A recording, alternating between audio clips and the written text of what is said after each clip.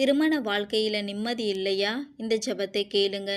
அன்பின் பரலோக தந்தையே, பகல் முழுவதும் உமது வழிகாட்டுதலால் நாங்கள் நடந்தோம். நன்றி அப்பா.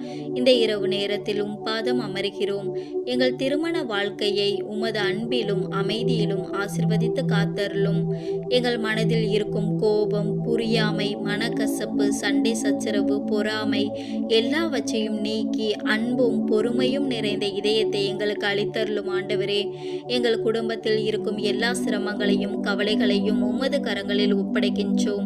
எங்கள் மனங்களில் மன்னிப்பையையும் ஒற்றுமையையும் அளித்தருளும். நாங்கள் ஒருவரை ஒருவர் மதித்து புரிந்து கொண்டு அன்புடன் வாழ எங்களுக்கு உதவி புரியும் அப்பா.